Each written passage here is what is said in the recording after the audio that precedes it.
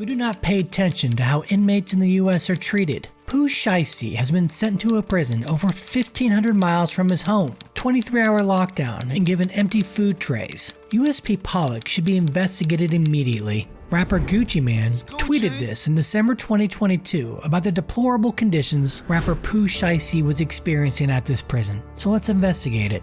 In central Louisiana lies one of the most overlooked federal correctional complexes in the federal prison system, with a high-security United States penitentiary and medium-security federal correctional institution. Opening just as the new millennium began, USP Pollock has turned into one of the most violent and least desirable prisons for inmates to serve their time. Some of the most dangerous terrorists are also spending their life sentences at USP Pollock. We'll take a look at the town that hosts the prison and some facts about the facility before moving on to notable incidents and infamous inmates at the complex. Federal Correctional Complex Pollock is located in Grant Parish, Louisiana. A parish is the equivalent to a county in many states. It gets its name after the town of Pollock, which is barely a blip on the map. The area has a history of racism and discrimination, with the Colfax Massacre occurring in 1873, where 60 to 150 former slaves were murdered by locals in an attempt to suppress their votes. Pollock itself was described as a town that did not welcome people of color. This is a bit ironic, given the fact that Grant Parish is named after Union Civil War general and former President Ulysses S. Grant, who led the country through Reconstruction. In 2020, the town had a population of 394, with Grant Parish totaling just over 22,000. The average household income for residents of the town is a paltry $25,625. Almost 23% also live under the poverty line. Pollock is located within the Kisatchie National Forest, the only national forest in Louisiana. The prison itself is about 6 miles south of the town. FCC Pollock, or Federal Correctional Complex Pollock, is made up of two facilities, United States Penitentiary Pollock and the Federal Correctional Institution Pollock. The penitentiary is a high-security facility, while the correctional institution is rated as medium security. The better well-known of the two is, of course, the penitentiary. We'll focus more on the high-security penitentiary, but I'll also include some information on the medium security facility as well. The penitentiary accepted its first inmates in February 2001. The local community welcomed the construction of the prison. One local resident said, "I'm excited because of the jobs available to the community and the positive impact on the economy and the fact that we have new neighbors." Construction of the Federal Correctional Institution began in February 2004, and by March 2007, it was complete. For some reason, it did not accept its first inmates until May 11, 2009. Federal Correctional Institution Pollock costs U.S. taxpayers $120 million. There is also a satellite prison camp for medium security inmates. In total, the complex has a capacity of 3,283 offenders. The penitentiary has a capacity of 1,747, and the Federal Correctional Institution has a capacity of 1,280, with the remaining 256 inmates being housed at the satellite camp. During 2021, the complex averaged 2,257 inmates, putting it way under capacity. There are 633 staff employed at the facility that have regular contact with inmates. The penitentiary and correctional institution each have 4 housing units. The correctional complex has 171 segregation cells for those who need separated from general population. In 2018, the local population and current employees at FCC Pollock were in an uproar about the reductions in staff at the prison.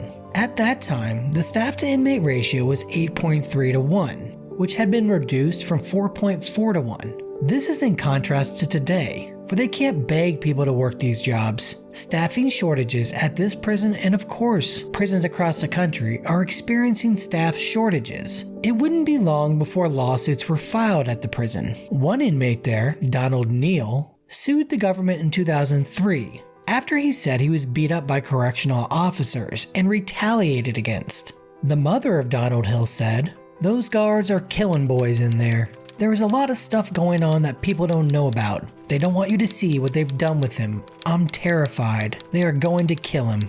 USP Pollock is known for its violence and frequent inmate deaths. As recently as February 2023, an inmate death occurred at the facility. Darnell Stennis was found unresponsive in his cell. Although the Bureau of Prisons has not announced his cause of death, only saying that he was found this way. Stennis was sentenced to 20 years in prison for trafficking women and forcing them into prostitution. He was from Minnesota. In 2022, a series of deaths occurred of inmates from Washington, D.C.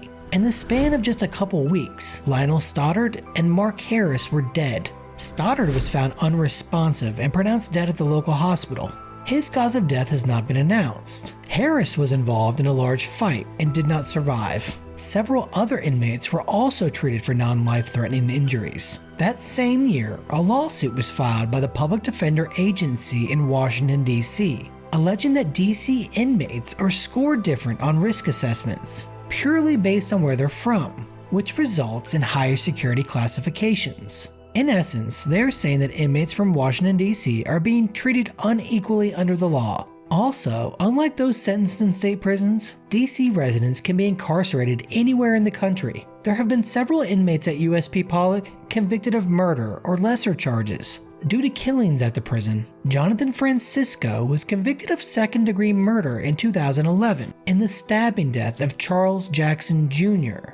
David Cortez stabbed his cellmate in 2014 and pled guilty to second-degree murder and received an additional 29-year sentence. In 2017, Charles White snuck up on 2 correctional officers. While they were shaking down his cell, they found surplus commissary items which were not allowed. When they exited his cell, White attacked the officers, first striking them with his fists, then stabbing them with a shank. I can understand being angry that your stuff was being confiscated, but trying to kill them isn't going to get them back. White was found guilty in 2018 and sentenced to an additional 20 years in prison. Before we move on to some more well-known inmates at the prison, don't forget to hit that like button and subscribe if you enjoy my prison profiles. 2 high-profile terrorists are housed at USP Pollock. Mohammed Khalifa, a Saudi-born Canadian citizen, was convicted of conspiring to provide material support to a terrorist organization, resulting in death. He had become known as a narrator to much of the propaganda videos coming out of Syria and Iraq for ISIS.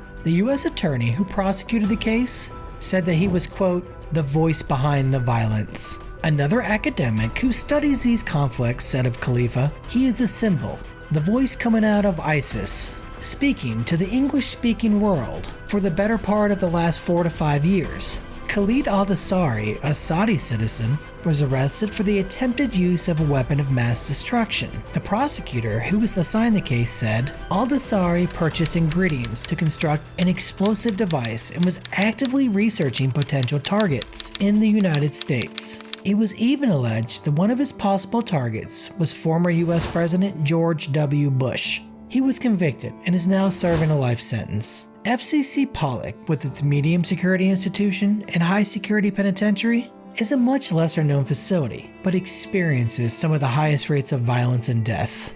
This was another prison profile by Chasing Crime. Thanks for watching. As always, see you next time.